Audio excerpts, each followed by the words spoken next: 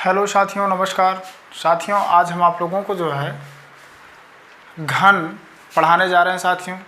Reasoning का बहुत ही महत्वपूर्ण चैप्टर माना जाता है साथियों। तो साथियों, आज हम आप लोगों को घन को बेसिक से पढ़ाना स्टार्ट करेंगे साथियों, और इसे कई पार्टों में डिवाइड करके पढ़ाएंगे साथियों।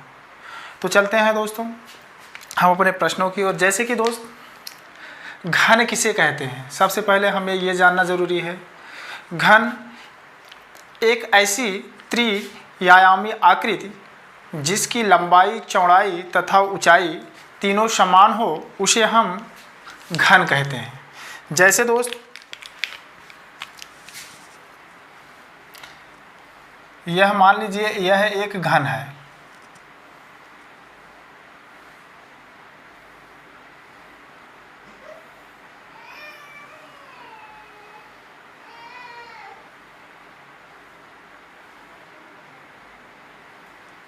यह मान लीजिए एक घन है।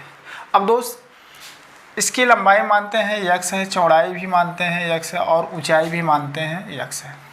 जब किसी वस्तु की लंबाई, चौड़ाई और ऊंचाई तीनों समान हो तो हम उसे क्या कहते हैं? घन कहते हैं। दोस्त, एक घन में 8 कोने होते हैं। कितने कोने होते हैं दोस्त? 8 कोने होते हैं। एक घन में जो है 8 कोने होते हैं।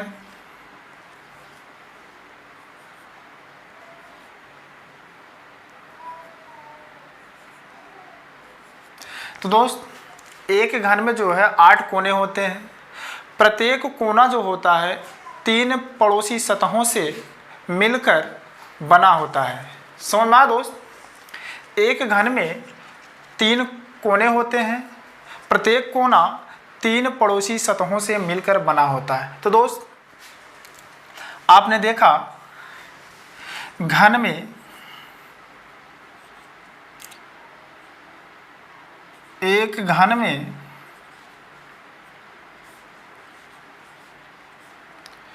8 कोने होते हैं।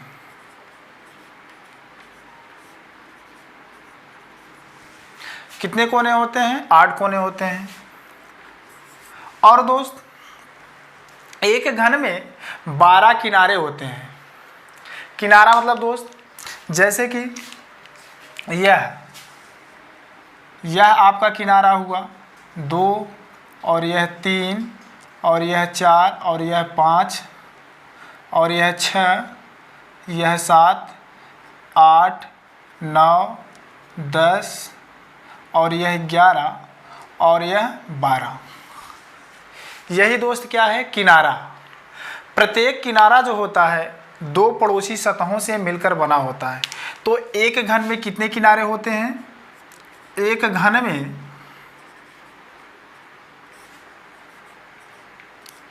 12 किनारे होते हैं। 12 किनारे होते हैं। ठीक है दोस्त। एक घन में कितनी सतहें होती हैं? 6 सतहें होती हैं। एक घन में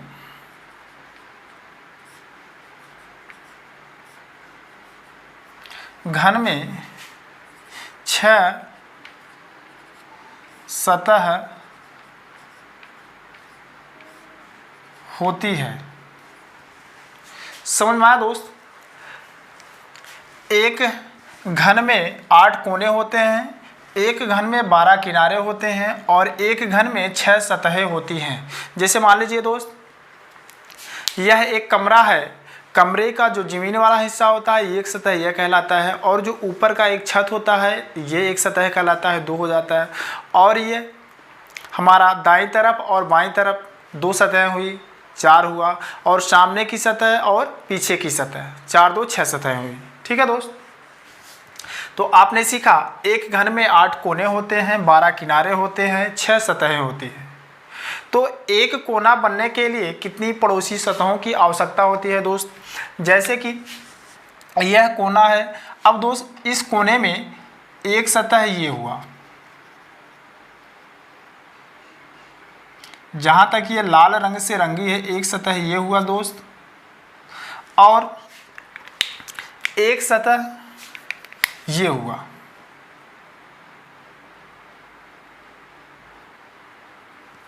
और दोस्त एक सतह ये हरा वाला हुआ।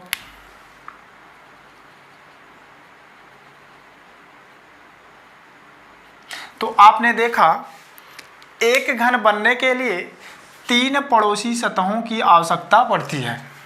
ठीक है दोस्त। अब किनारे ये हैं, एक किनारा बनने के लिए 2 पड़ोसी सतहों की आवश्यकता पड़ती है। फिर अब सतह क्या है, सतह को हम जानते हैं। जैसे दोस्त जब हम घन को प्रसारित करते हैं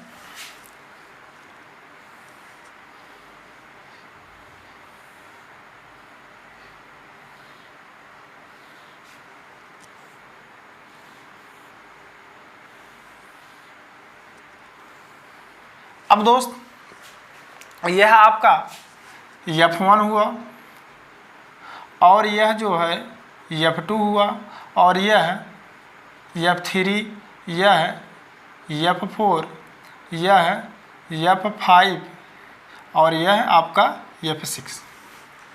F का मतलब सतह हुआ, चाहे इसको जो है दोस्त यस से प्रदर्शित कर दीजिए, सरफेस।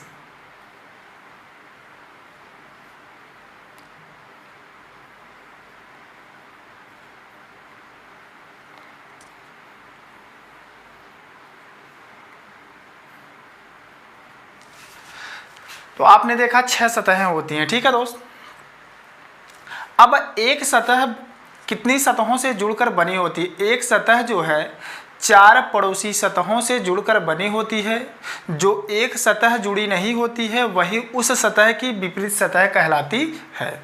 अब जैसे कि दोस्त ये 6 सतहें हैं, एक सतह छोड़कर एक सतह एक दूसरे की विपरीत सतह कहलाती है। जैसे मान लीजिए इसका विपरीत सतह ये सतह है, और इसका विपरीत सतह ये सतह है, और इसका विपरीत सतह ये सतह है। समझ में आया दोस्त? यदि समझ में आ गया दोस्त स्क्रीनशॉट ले लीजिए। अब चलते हैं आगे की ओर।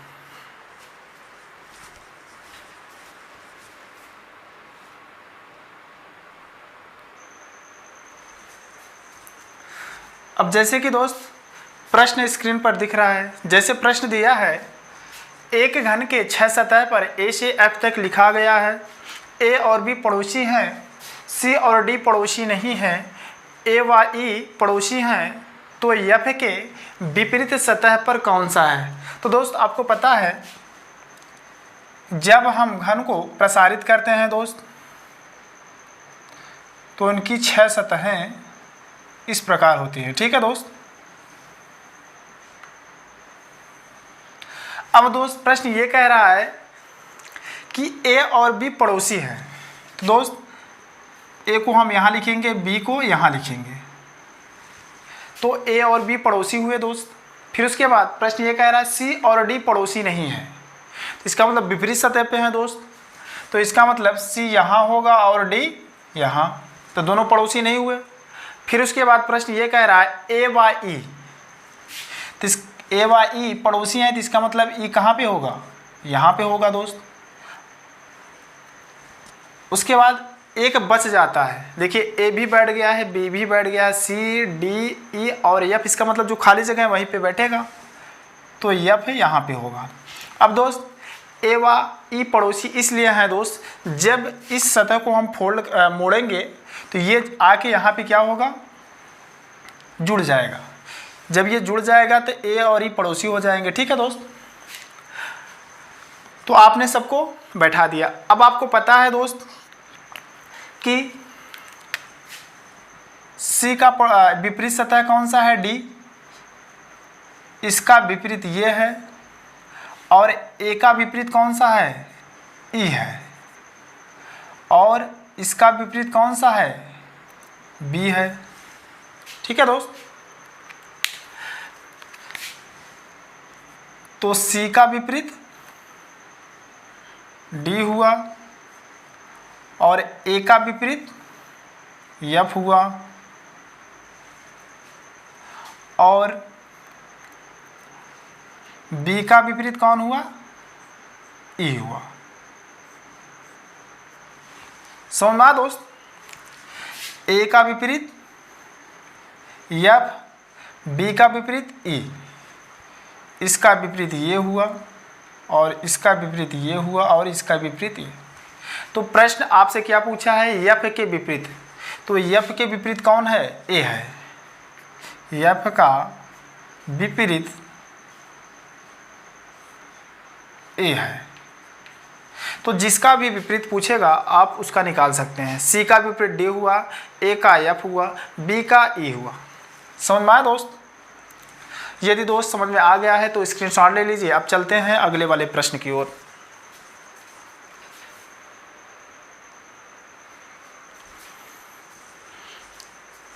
अब जैसे कि दोस्त दूसरा वाला प्रश्न क्या कह रहा है? एक घन के 6 सतह पर अलग अलग रंग हैं, लाल और हरा पड़ोसी हैं।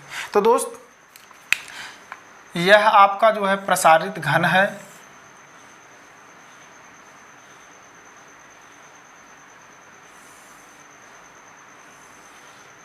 तो प्रश्न ये कह रहा है कि लाल और हरा पड़ोसी हैं, ये रेड और ग्रीन पड़ोसी हैं। फिर उसके बाद प्रश्न ये कह रहा है काला और नीला पड़ोसी नहीं है, ब्लैक और ये ब्लैक हुआ, और ये ब्लू हुआ, पड़ोसी नहीं है। ठीक है दोस्त। फिर लाल और पीला पड़ोसी हैं, लाल और पीला। लाल ये है दोस्त, अगर हम पीला को यहाँ बैठाएंगे तो ये दोनों पड़ोसी हो जाएंगे। तो येलो। अब इसका मतलब दोस्त आपने 5 सतहों पर रंग भर दिया, एक सतह जो बची है। तो प्रश्न ये कह रहा है कि बैगनी रंग हो, यदि एक सतह पर बैगनी रंग हो तो उसके विपरीत सतह पर कौन सा रंग होगा? तो बैगनी दोस्त इस पे आएगा। ठीक है दोस्त, बैगनी इस पे आएगा दोस्त। तो प्रश्न ये कह रहा है कि उसके विपरीत सतह पर कौन सा रंग होगा? तो बैगनी रंग ये है दोस्त। अब इसका विपरीत सतह कौन सी सतह? अब आपको पता है इसका विपरीत ये है और इसका विपरीत ये है। तो लाल का विपरीत क्या हुआ? बैगनी। लाल का बैगनी, लाल का बैगनी हुआ, और हरा का पीला हुआ, हरा का पीला, और काला का नीला।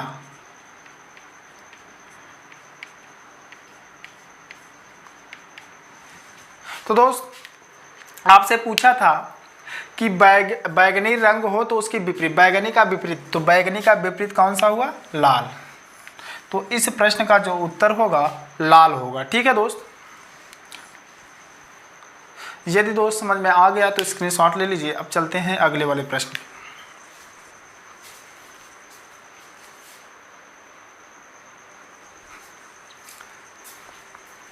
अब जैसे कि दोस्त अगला वाला प्रश्न क्या कह रहा है? एक घन के 6 सतह पर सोमवार से शनिवार तक लिखा है। सोमवार मंगलवार पड़ोसी हैं, बुध बृहस्पति पड़ोसी नहीं हैं, शुक्र और शनि पड़ोसी हैं। तो शनिवार के विपरीत कौन सा दिन होगा? तो दोस्त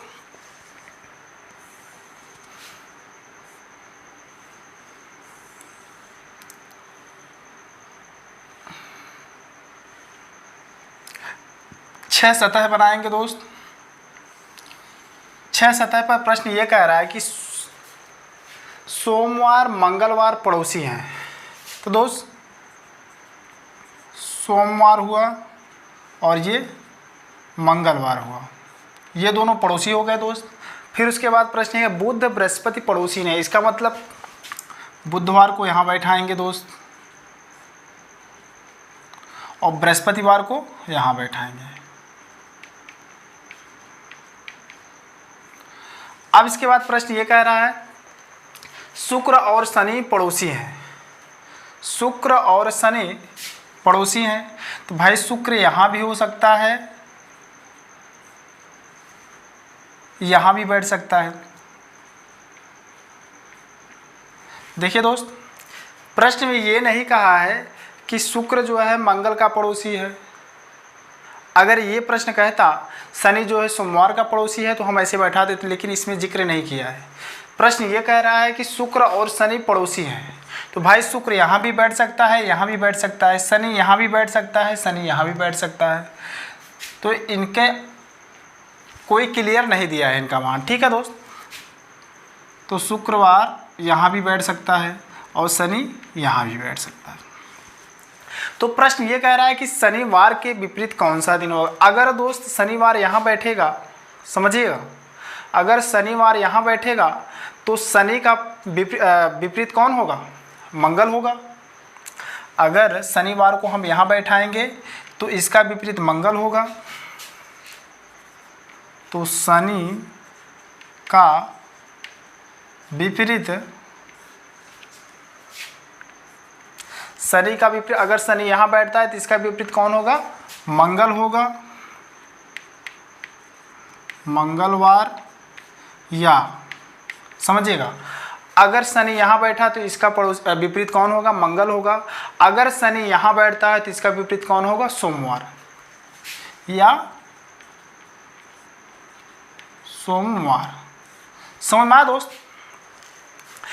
इसको हम इसलिए किए हैं कि प्रश्न में ये नहीं कहा है, सिर्फ ये बोला है कि शुक्र और शनि पड़ोसी हैं। भाई ये दोनों पड़ोसी होगा। अगर इसको यहाँ भी बैठाएंगे, इसको यहाँ बैठाएंगे तब भी पड़ोसी होंगे, इसको यहाँ बैठाएंगे, इसको यहाँ तब भी पड़ोसी होंगे। इनका कोई जिक्र नहीं कहा है कि जो है ये मंगल के पड़ोसी हैं या ये सोमवार के पड़ोसी हैं। तो समझ में आया दोस्त? जब शनि यहाँ बैठेगा तो मंगल इसका विपरीत होगा, जब यहाँ बैठेगा तो सोमवार इसका विपरीत। तो मंगलवार या सोमवार, तो शनि का विपरीत जो होगा मंगलवार या सोमवार। तो इस प्रश्न का जो उत्तर होगा सोम या मंगलवार। तो दोस्त समझ में आया तो स्क्रीनशॉट ले लीजिए। अब चलते हैं अगले वाले प्रश्न की ओर।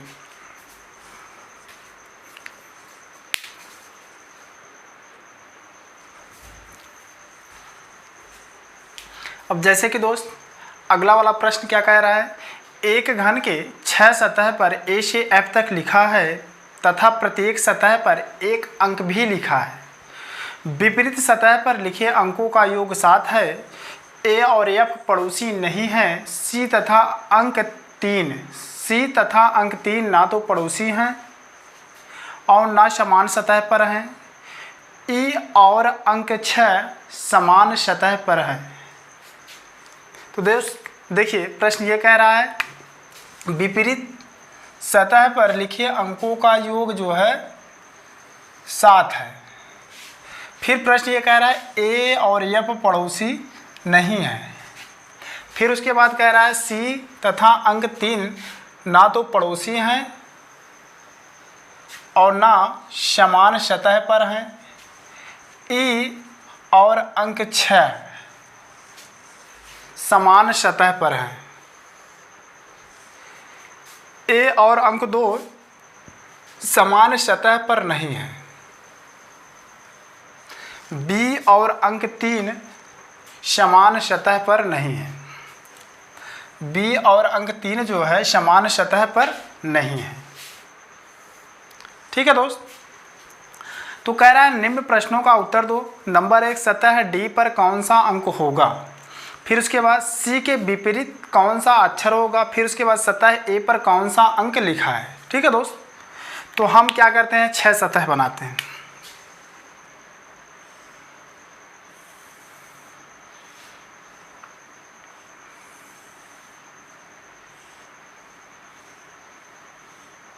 दोस्त 6 सतह बन गया। अब प्रश्न जैसे जैसे कह रहा है वैसे करते हम चले जाएंगे। अब प्रश्न यह कह रहा है कि विपरीत सतह पर लिखे अंकों का योग 7 है दोस्त। अब यहाँ या तो 5 होगा या तो 2 होगा यहाँ पे, या तो 2 यहाँ पे होगा या तो 2 यहाँ पे होगा, या तो 5 यहाँ पे होगा या तो 5 यहाँ पे होगा। हमें कंफर्म नहीं है। तो दोस्त तो हम यहाँ पे मान लीजिए 5 को रख देते हैं और यहाँ पे 2 को रखते हैं।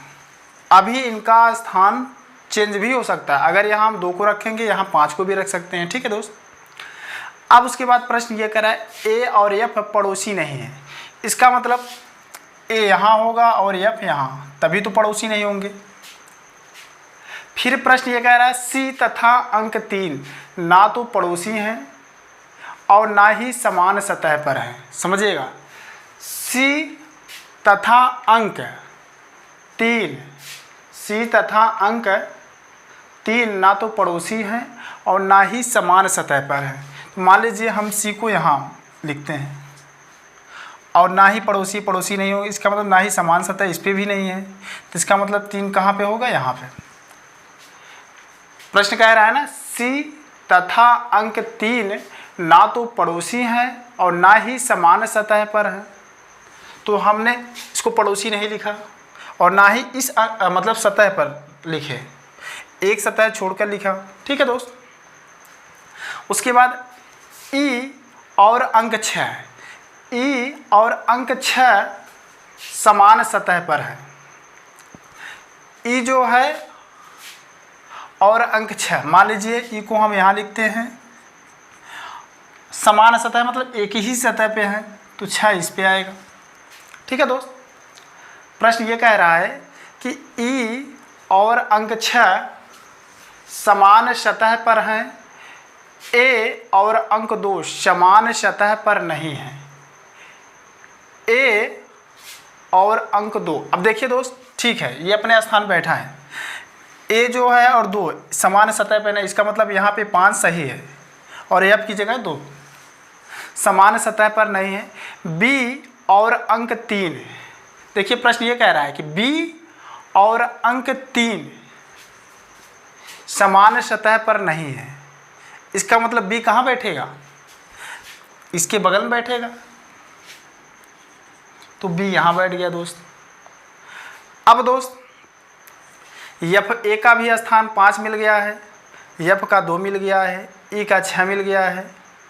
अब इसमें से एक अक्षर कौन नहीं बैठा है, ए भी बैठ गया है, बी भी बैठ गया है, सी, उसके बाद डी नहीं बैठा है, तो इसका मतलब डी कहाँ बैठेगा, यहाँ पे बैठेगा। समझ में आया दोस्त। अब इसके मतलब, अब देखिए दोस्त, 2 भी बैठ गया है, 3 बैठ गया है और 5 भी बैठ गया है, 6 भी बैठ गया। अब 4 नहीं बैठा है और 1 नहीं बैठा है, तो प्रश्न क्या कह रहा है दोस्त, पढ़ो एक बार फिर से रिपीट करो। देखिए दोस्त, प्रश्न ये कह रहा है कि विपरीत सतह पर लिखे अंकों का योग 7 है, तो 5 2 7, ये सही है। ए और एफ पड़ोसी नहीं है, तो देखिए ए और एफ पड़ोसी नहीं है। सी तथा अंक 3, सी और अंक 3 ना तो पड़ोसी हैं और ना ही समान सतह पर हैं। ई और अंक 6 समान सतह पर हैं, ई और अंक जो है 6 समान सतह पर हैं। ए और अंक 2, ए और अंक 2 समान सतह पर नहीं है। बी और अंक 3, बी और अंक 3 समान सतह पर नहीं है। तो दोस्त इसका मतलब ये हुआ कि सी जो 4 होगा, 4 के स्थान पे सी होगा। समझ में आया दोस्त। फिर एक जो बच गया है, एक यहाँ होगा। अब प्रश्न क्या कह रहा है दोस्त, सतह डी पर कौन सा अंक होगा। सतह डी पर कौन सा अंक है दोस्त, सतह डी पर अंक 3 है, तो इस प्रश्न का जो उत्तर होगा 3 होगा, यही आपका आंसर हो जाएगा दोस्त। फिर उसके बाद दूसरा कह रहा है प्रश्न, सी के विपरीत कौन सा अक्षर होगा। सी के विपरीत, सी के विपरीत कौन सा अक्षर है, डी। सी के विपरीत एक सतह छोड़कर ये हुआ, सी के विपरीत कौन सा अक्षर, डी। तो इसका आंसर क्या हो जाएगा दोस्त, डी। अब उसके बाद सतह ए पर कौन सा अंक लिखा है। सतह ए पर कौन सा अंक लिखा है दोस्त, 5। तो इसका उत्तर क्या हो जाएगा, 5। समझ में आया दोस्त। यदि दोस्त समझ में आ गया है तो स्क्रीनशॉट ले लीजिए। अब चलते हैं अगले वाले प्रश्न की ओर।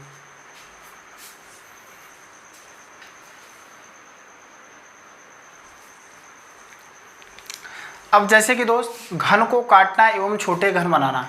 जैसे मान लीजिए दोस्त कोई एक घन है,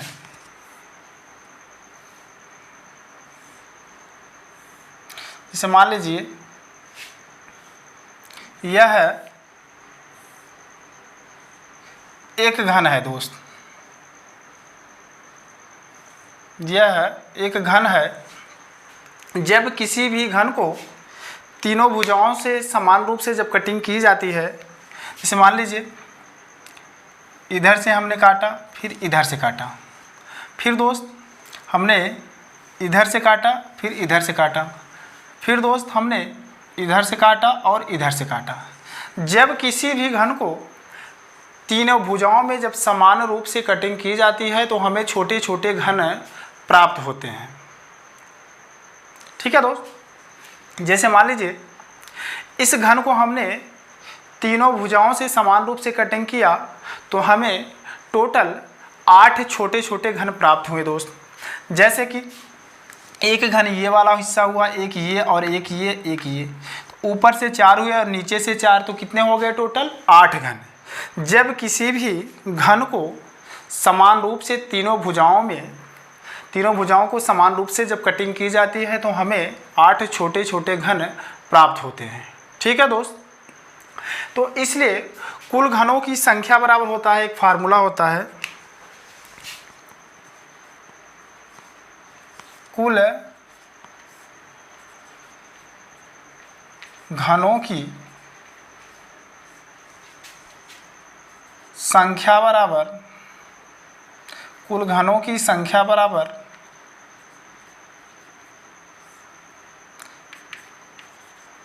एक्स क्यूब होता है।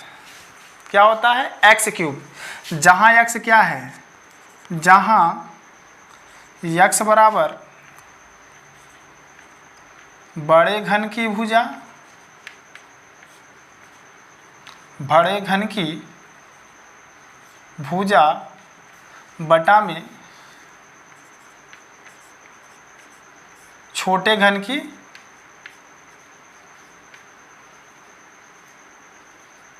भुजा। समझ में आया दोस्त? जब किसी भी एक घन को तीनों भुजाओं में समान रूप से कटिंग की जाती है तो हमें 8 छोटे छोटे घन प्राप्त होते हैं।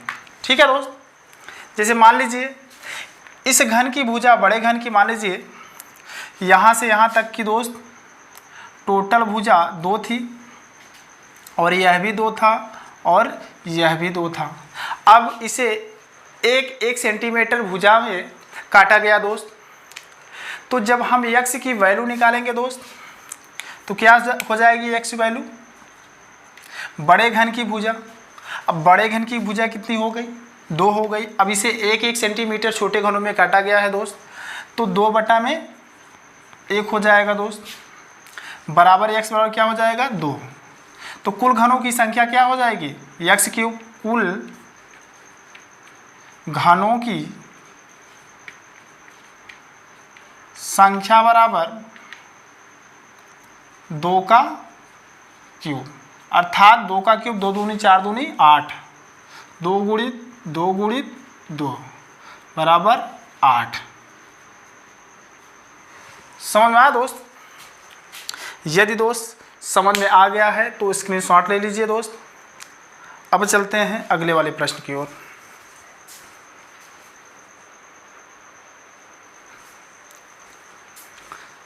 अब जैसे कि दोस्त पहला प्रश्न जो है स्क्रीन पर दिख रहा है, 8 सेंटीमीटर भुजा वाले एक बड़े आकार के घन से 2 सेंटीमीटर भुजा वाले कितने छोटे घन बनाए जा सकते हैं?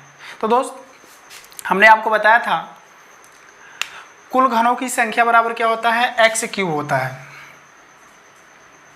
कुल घनों की संख्या बराबर एक्स क्यूब। जहाँ एक्स क्या है? बड़े घन की भुजा बटे में छोटे घन की भुजा। जहाँ एक्स बराबर बड़े घन की भुजा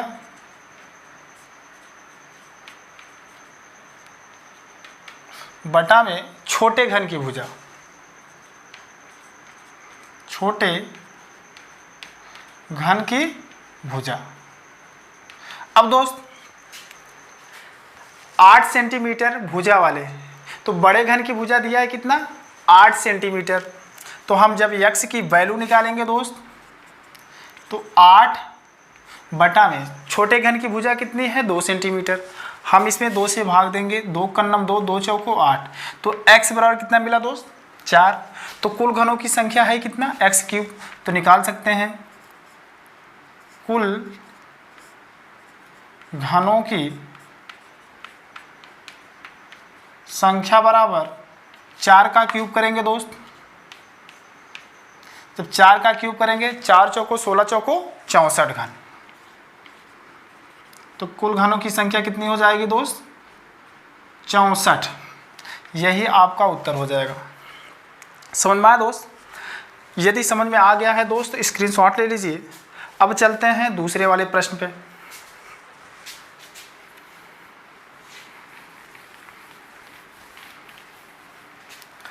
अब दोस्त दूसरा वाला प्रश्न क्या कह रहा है कि एक बड़े घन को 125 छोटे छोटे घनों में विभाजित किया गया है। इस विभाजन से प्राप्त छोटे घनों की भुजा 7 सेंटीमीटर हो तो बड़े घन की भुजा क्या होगी।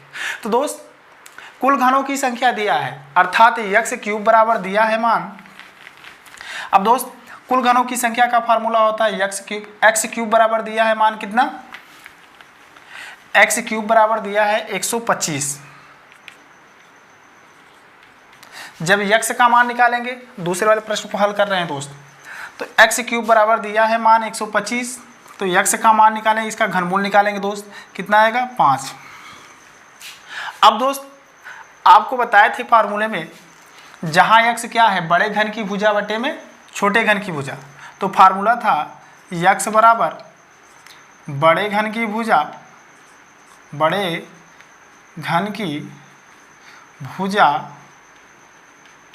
बटा में छोटे घन की भुजा, छोटे घन की भुजा।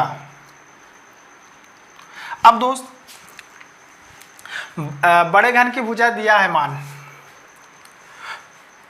सॉरी छोटे घन की भुजा का मान दिया है कितना, 7 सेंटीमीटर। बड़े घन की भुजा निकालना है दोस्त। अब x की वैल्यू दिया है कितना, 5। तो x की जगह हम 5 रखेंगे दोस्त। बराबर का चिन्ह है, बराबर का चिन्ह लगाइए। बड़े घन की भुजा नहीं पता है तो बड़े घन की भुजा हम x मान लेते हैं दोस्त। और छोटे घन की भुजा दिया है कितना, 7 बटा में 7। अब दोस्त बराबर का चिन्ह है इसलिए तिर्यक गुणा होगा। तो 7 × 5 = 35। तो x बराबर कितना आएगा, 35 सेंटीमीटर। तो इस प्रश्न का जो उत्तर होगा, बड़े घन की भुजा कितनी हो जाएगी, 35 सेंटीमीटर। समझ में आया दोस्त? यदि दोस्त समझ में आ गया है तो स्क्रीनशॉट ले लीजिए दोस्त। इसी के साथ दोस्त आज की हमारी क्लास समाप्त होती है दोस्त। यदि दोस्त हमारा वीडियो आप लोगों को अच्छा लगा हो दोस्त, हमारे चैनल को लाइक तथा सब्सक्राइब कर लीजिए दोस्त, ताकि इसका दूसरा वीडियो जो अपलोड करें आप तक उसका नोटिफिकेशन पहुंच सके। ठीक है दोस्तों, कमेंट करके बताइएगा दोस्त हमारा वीडियो आप लोगों को कैसा लगा दोस्त। तो आज की क्लास बस इतनी ही। तब तक के लिए जय हिंद, जय भारत।